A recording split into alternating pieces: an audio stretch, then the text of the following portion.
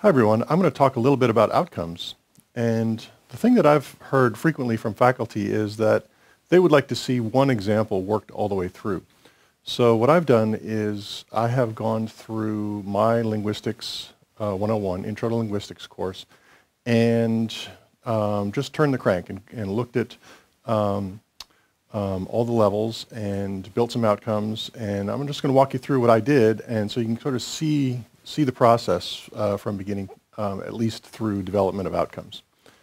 So the place that I began is thinking about my field and sort of the way I was trained, and that has to do with topics. And usually topics are the way that a discipline is organized, and probably the way that you learned it certainly was the way I did. Linguistics is organized into levels of description of language: phonology, morphology, syntax, and semantics. And that really structures the discipline. It's how I think about it. It's how, we took courses in those areas in grad school. And in my syntax course, I did a lot of diagramming sentences. Now, this really begs the question of whether or not the way we experienced our discipline is the right way to introduce it to students in our courses.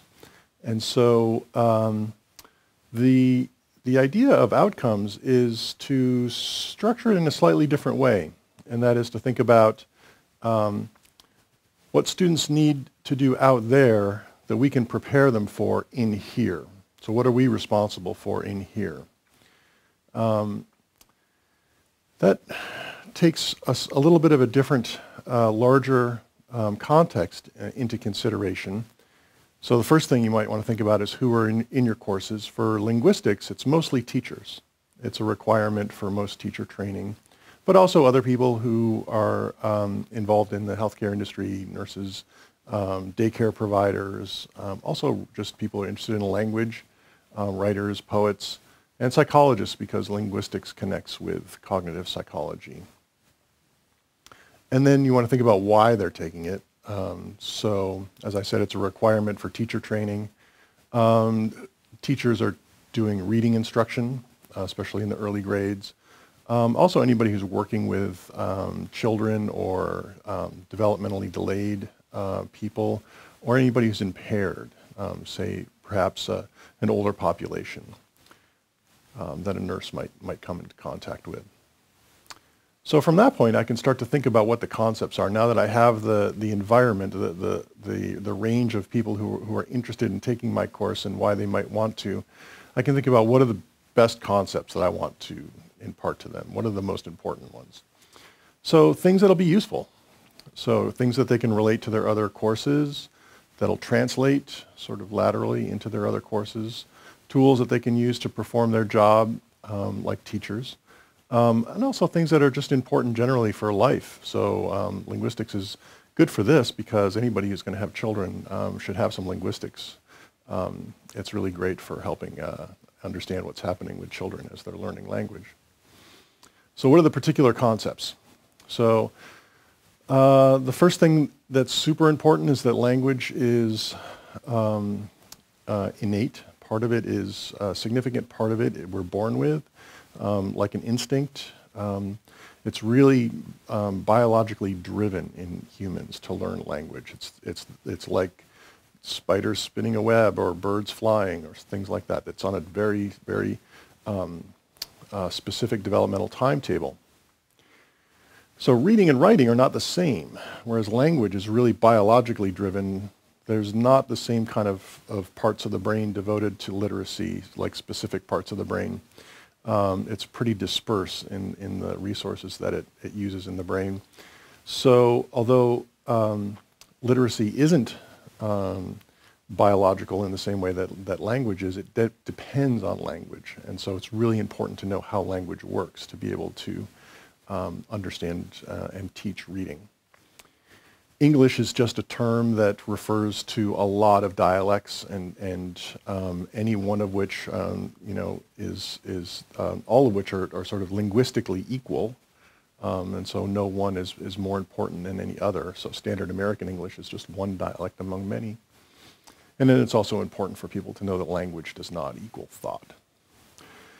So these are the concepts that as I break it down, I want students to walk away with from my course, and they're the ones that I think will be most useful to them after they're done. In addition to concepts, there's also other skills, process skills that we can impart to students, and these have to do with communication and interaction and being able to use, skillfully use the concepts in their particular work or life. So I want students to be able to communicate with people of different linguistic abilities. So their understanding language and how it works will help them be able to interact with people of different abilities. I want them to know language is just a rough draft of thought. So thought is a really complex, rich thing, and language is just the bare bones minimum representation of that we choose to encode into sounds and send through the air.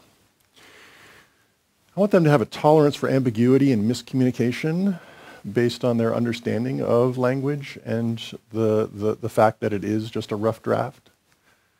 And I want them to be able to unpack persuasive or language or manipulative language and be able to respond to that in a way that uses their linguistic skill to understand that. So, taking those things into account, my concepts and my process skills, these are the outcomes that I've written. And you can see that they're very broad, they're very inclusive. So I want my students to speak with confidence about how the biological basis for language supports its acquisition and how reading and writing depend much more on quality instruction. I want them to be able to critically evaluate claims about the superiority of particular dialects and communicate effectively about the value and importance of non-dominant dialects.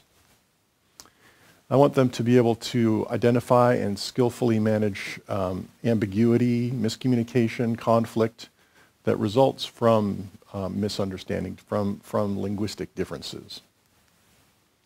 And I want them to be able to analyze and critique the manipulations of speech. So see, these are very broad, and I can structure everything I want to do in my class under these outcomes. But they give students a sense of what they can take away from the class when it's over. So now that I have my outcomes, I can begin to think about assessment. I'll make another video about assessment. The first thing to take away from it, though, is that similar to outcomes, what we're trying to do is give students a way to demonstrate how they meet the outcomes in the class. And that's interesting. Now that we've made our outcomes more realistic and related to the real world, it's important that our assessments are realistic also. So what Ruth Steele says about that is outcomes that are relevant to real life can rarely be adequately assessed through written tests. So then it's incumbent upon us to think about more sophisticated ways to assess our outcomes that reflect that real world connection.